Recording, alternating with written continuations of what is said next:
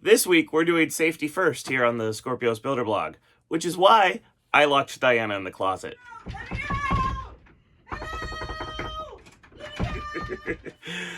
So the first thing I'm going to do is impart some of my life experience onto you. I'm going to tell you the most dangerous thing that ever went down with me building combat robots. And it was not with Skorpios. It was actually with the first heavyweight I ever built called Sirloin. This is when I was on Team Fat Cats, run by Andy Sorrow. He's one of the original Battlebots contestants with his robot Slap 'em Silly. Real veterans of the sport will know who he is. And he's actually been helping me with the Builder Blog since day one. He's the guy who makes all the thumbnails and does all of our descriptions and keeps the back end of the Builder Blog working properly.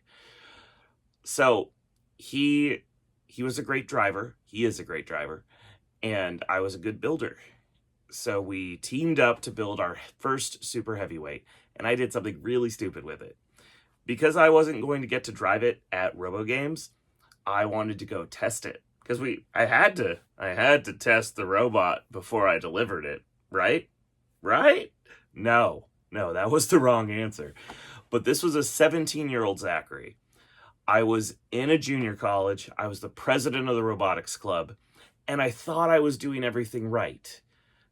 I wasn't. There wasn't a video like this to tell me this was a bad idea. But I decided to do an outdoor weapon test on a 50-gallon drum on the school grounds. And I'm going to tell you the story, and then I'm going to tell you why this was a bad idea. So as the president of the robotics club, I make an official event. I register it with the school. It is signed off by the department chair of engineering. And we get to go test our robot, and this campus security blocks off the parking lot for us. I feel like I've done everything right. I've registered it with the school. The parking lot was secured, and the department chair of machine tool technologies even gave us a 50-gallon drum to go hit. So once again, we thought we were being safe. There's a big field right here. We put the 50-gallon drum here, the robot was here, and then the audience and all of our cars were back here. And so we get the robot to spin up, and we go to hit the 50-gallon drum, and we hit it, it just starts rocking. And then we hit it again, and somehow it rocks down right as the drum spins up to catch, and the drum shoots straight up into the air. And this is not what we were expecting. We thought we were going to hit the drum and it would fly into the field. But there's a lot of things I didn't take into account, which is why you shouldn't take your robot to a populated area and hit things. This was the number one rule that I broke. And normally when you hit another robot, they're 250 pounds, they only go so far. But when you start hitting lighter objects with your robot, especially a big 90-pound drum. I don't mean the drum barrel we hit. I meant the robot was like Minotaur with a giant spinning drum on it. We hit and launched that barrel at least 4 stories high into the air. There's a 4-story building behind us, and the drum was higher up than the building. So we hit the drum goes soaring, and we were expecting it to go into the field. But instead, there's a breeze that day, something else I didn't take into account. And the breeze blows the drum back towards the audience. And I remember standing there holding the radio, and I'm looking straight up in the air, and another club member says, "I think it's coming towards us." And someone else yells, "Scatter!" And everyone goes running in every direction. This is now a free-for-all, and this is horrible because the robot's weapon is still on. The drum lands right where we were all standing. Just boom! Takes out a big chunk of asphalt. It then bounces towards the cars. It stops 3 feet short of my parents' car. Luckily, no one was hurt. Luckily, the campus security officers thought it was cool and didn't report me for damaging the asphalt. But I never did another outdoor weapon test with that robot ever again, because I got lucky. That wasn't prepared. That wasn't, hey, everyone's wearing safety glasses. Clearly no one's going to get hurt. No, these are big robots. It's some of the things I didn't take into account the wind. Also, I didn't take into the account the object was lighter than what we designed the robot to hit, so it was going to travel a lot further. If it had traveled forward, there's actually a chance it could have cleared that empty lot, and then it would have landed in a military base that was on the other side of the empty lot. And then that would be very hard to explain. So I got lucky. And you might notice, as I have done some weapon tests here on the Builder Blog, I go out to really abandoned areas. So when stuff does go wrong, it's not going to hurt anybody. Even the Mythbusters had this problem once upon a time. Finding the right areas to do stuff like this and being responsible is the most important part. And when I was the 17-year-old kid, I actually blamed the school a little bit. Like, they shouldn't have let me do this. They had no idea how dangerous the robot was. When you are the builder of the robot, it is your responsibility to know how dangerous it is. So, I'm going to do a couple safety videos here with some safety tips, but the very first one I'm going to do is what I'm going to recommend to all of my new builders out there. And that's build a test box. So, let's get to the shop and let's make one. Build a test box. And to prove this is very easy to do and everyone should do it and it should be your first step, I'm going to time myself on how long it takes me to build this test box. And yes, there's a clock behind me that works, so you know when I recorded this. And to make this challenge fair, I'm not going to use any of the parts or materials in my shop. I will use some of my power tools, but I'm going to go to the store right now, buy everything you need, and build a test box. And let's see how long this takes. Oh, wait, yeah. Stop! Technology sucks. Let's see how long this takes. Oh, I'm even filming while I'm doing this, which is going to make it take even longer. But I still swear, this is quick and easy. For all the new builders out there who really have no idea all the crazy things that can happen, the first thing you should do is make a test box. Our friends, Robert Cohen's and Just Cuz Robotics, have already made incredible videos on how to make full test boxes that border on test arenas. But I'm going to show you the quick and simple one you can make for a Viper kit or a D2 kit that you're trying to put your first spinning weapon on. And for any parents out there, I would go ahead and just take care of this step for your child, because you want them to be safe, you want to have an official place, and you don't want a lot of scratches on your floor when they start driving their robot around. Our first stop is going to be Lexan. So Lexan is bulletproof glass, and it's what we should use for at least the top.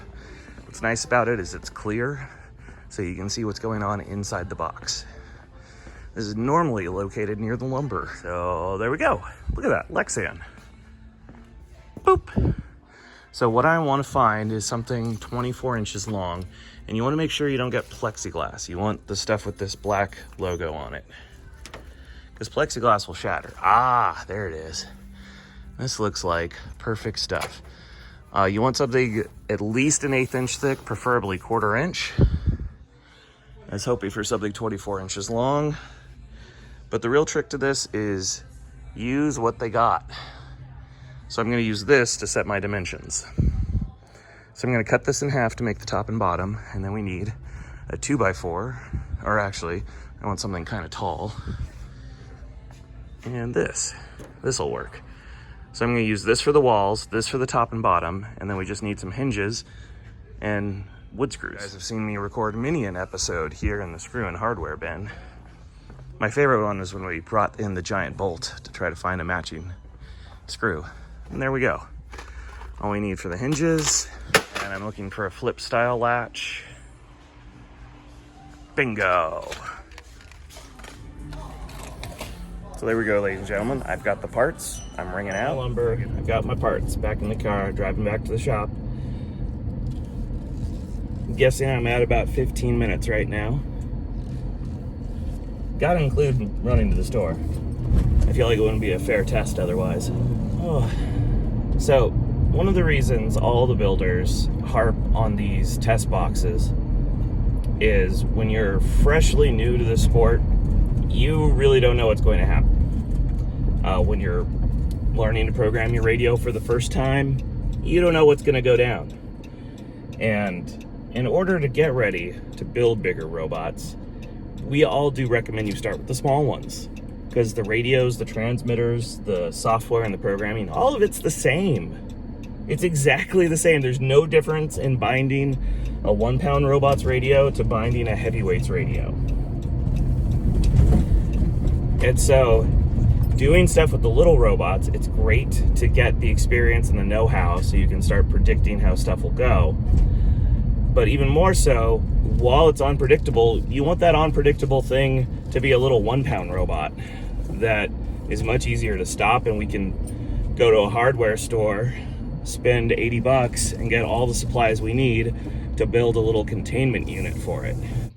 All right, so we're 15 minutes in. There's my receipt from Osh with everything, including a timestamp. So here's my bulletproof glass sheet, which was the most expensive item at $30. I'm gonna cut this in half to make the top and bottom of my test box. So that's first step. Actually, to skip this step, I could have purchased 2 of these and just made a bigger test box. And just like that, we've got 2 pieces. Now we're gonna make a wood perimeter for this. Right here, make a quick Sharpie mark. Add the width of the blade, make another quick Sharpie mark. Now we get chopped. I don't have a great wood shop. My shop is a robot shop. And so I'm just out here with some C-clamps and a rotary saw to cut this. All right, here's my Lexan sheet and the first 2 blocks. Looking good. We're gonna now take the wood and measure what I need in between.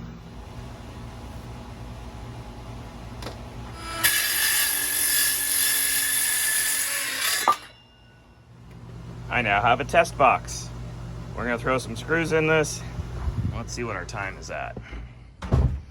The clock's ticking. All right, 30 minutes. I've officially cut everything we need. I am working up a sweat, but I am going to beat the 1-hour mark here. So I've got the vise. This is not the first or last time you are going to see it. I am missing something important. My safety glasses. Hey, Curtis, look, finger tack. So we're gonna pop a couple holes, pilot holes in this.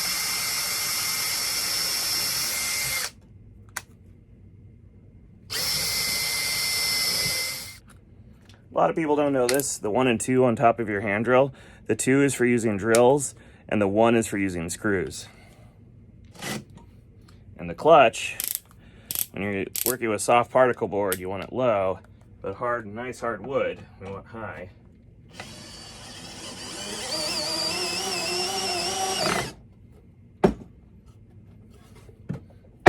I have now made Stonehenge.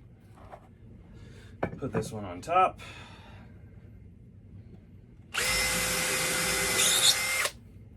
I can see why everybody likes woodworking. For once, my shop smells like cedar as opposed to burning rubber. And it's a nice, pleasant upgrade. All right, we have a sturdy box. If you want to be able to see through it, you should peel the coating.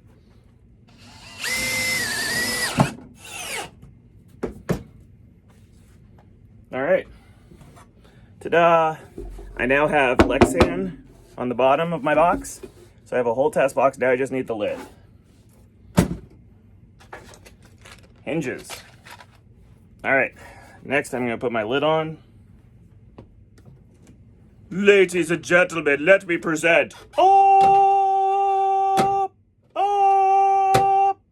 We have a box, now we just need a latch.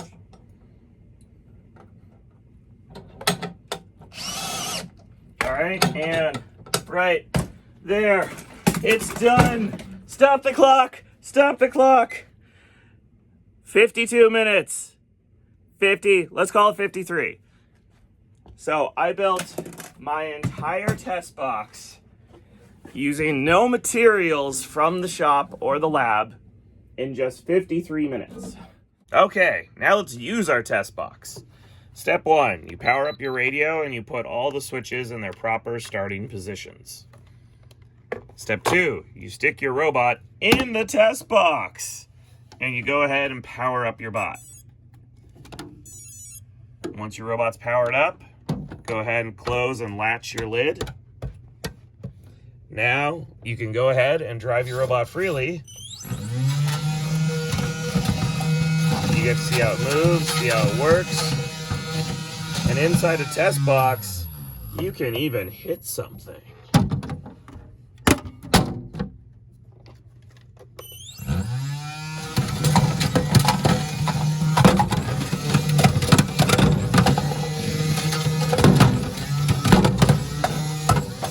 And everybody's safe. Except for the thing you're hitting. Except for the thing I'm hitting. So please like and subscribe to the Skorpios Builder Blog. We will have another safety video about how to do bigger robots. Not next week, but soon. So from all of us here, I'll see you at the next one. Bye, Z's. Bye, Z's. I called this one safety first. Should I call the next one safety second? That guy said, whoa! Never do that again. You broke the mop! Safely.